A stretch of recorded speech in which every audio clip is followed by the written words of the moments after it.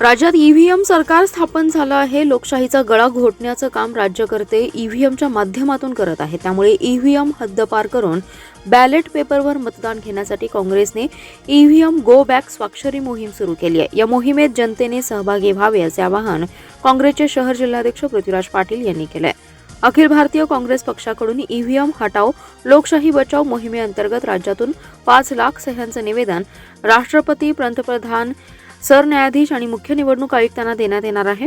सांगली येथील मित्रमंडळ चौकात काँग्रेसने ईव्हीएम मशीन गो बॅक स्वाक्षरी मोहिमेचा प्रारंभ केला. यावेळी पृथ्वीराज पाटील बोलत होते. यावेळी माजी नगरसेवक मयूर पाटील, तौफिक शिकलगार, मंगेश चव्हाण, विजय आवळे, बिपिन कदम, गोपाळ पाटील, रामभाऊ पाटील, प्राध्यापक ND बिरनाळे, आनंदराव पाटील आदी जण सहभागी झाले होते.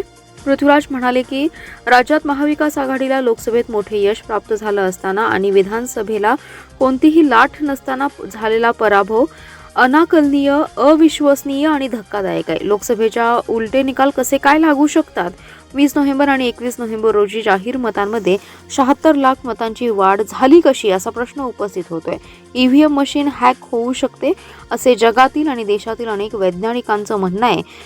अमेरिका, इंग्लंड, फ्रान्स, जर्मनी आणि इतर देशात मतपत्रिकेवरच मतदान घेतलं जातं. यापूर्वी भारतात मतपत्रिकेवरच मतदान होत होते. आता ईव्हीएम बंद करून मतपत्रिकेवर मतदान घ्यावे यासाठी सह्यांची मोहीम सुरू केली असल्याचं त्यांनी सांगितलं.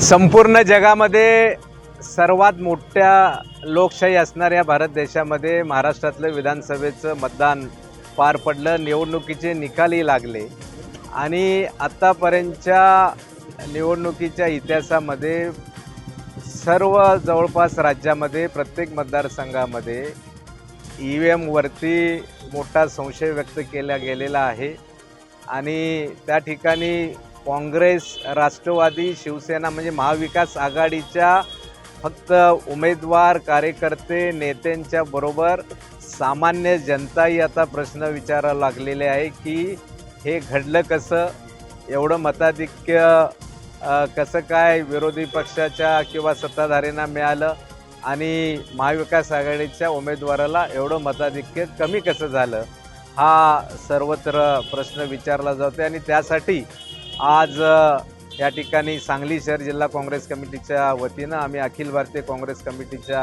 आदेशावरून आणि महाराष्ट्र प्रदेश काँग्रेस कमिटीच्या आदेशावरून या ठिकाणी बॅलेट नको, ईव्हीएम हटाव, लोकशाही बचाव, बॅलेट पेपरवर या ठिकाणी स्वाक्षरी मोहीम घेण्यासाठी आम्ही आज स्वाक्षरी मोहीम सुरू केलेली आहे आणि लोकांचा उत्स्फूर्त प्रतिसाद आज या ठिकाणी मिळतो आहे.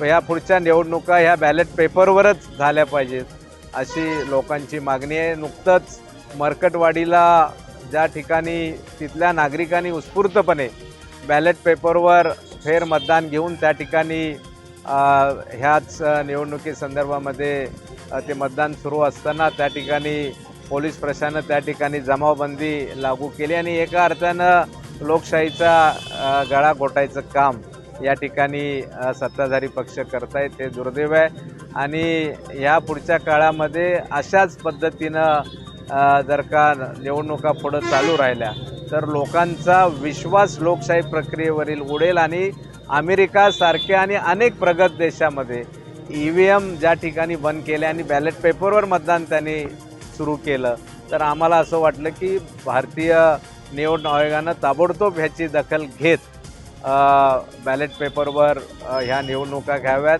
आम्ही आज सांगली शहरातून जवळपास 1 लाख सह्यांचं उद्दिष्ट त्या ठिकाणी ठेवलं आहे. त्या मोहिमेची सुरुवात आज आम्ही ह्या ठिकाणी केलेली आहे. आता प्रत्येक वॉर्डामध्ये आणि सांगली विधानसभा आणि महापालिका क्षेत्रातल्या ग्रामीण भागामध्ये देखील ही मोहीम सुरू राहणार आहे.